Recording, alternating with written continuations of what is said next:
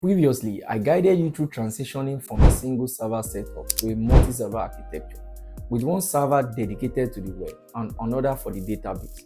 This included database replication to handle increased workload more effectively. That was a fundamental approach to system design. Now, let's dive into more advanced system design concepts.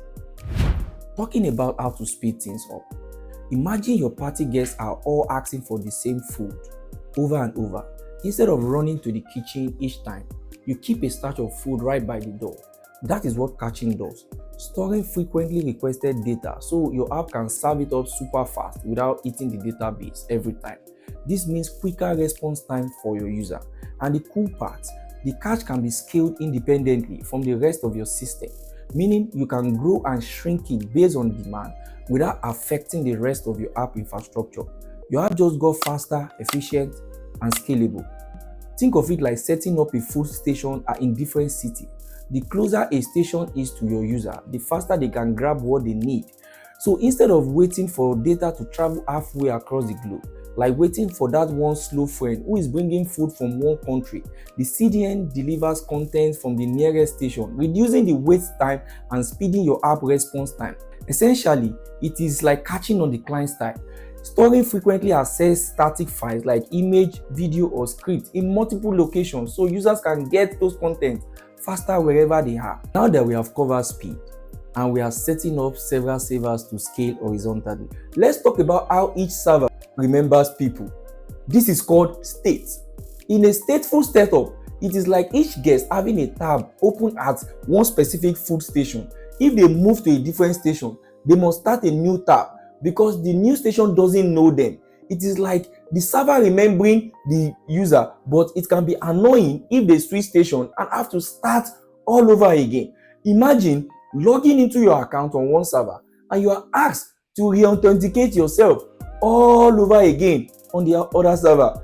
It can be really annoying. In a stateless setup, it is much easier. The guest preferences are saved in one central spot, so they can go to any snack station and grab their food without having to reset anything. The server doesn't need to remember anything from before.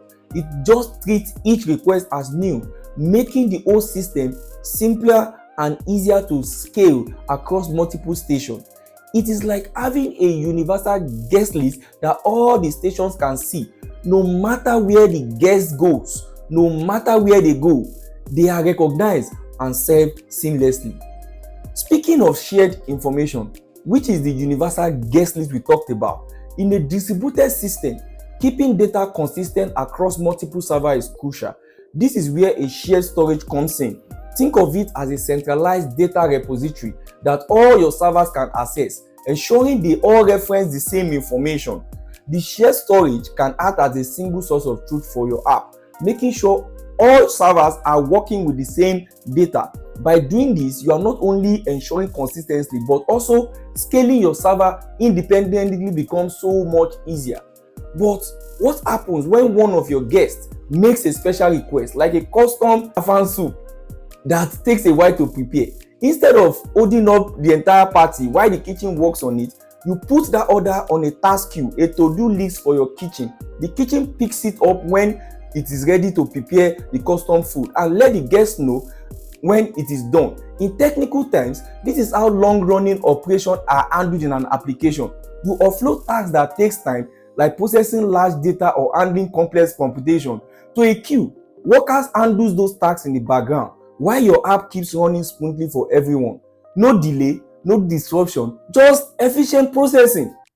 Finally, if your team is really ready to go out on scalability, we use multiple data centers. Imagine throwing an identical parties in different cities. If one location experiences a disaster like a power outage, the party in another city keeps going without a hitch.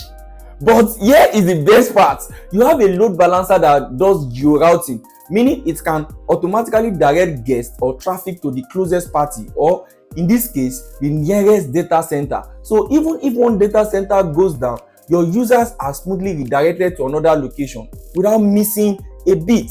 This setup ensures that your app stays reliable and disaster-proof, keeping the party alive no matter what happens. So there you have it. A supercharged system that is fast, and ready to handle anything. But remember, start small and simple and scale up when needed. You don't need a festival setup for a small house party. Keep it fun, efficient, and keep the music playing. Ire o.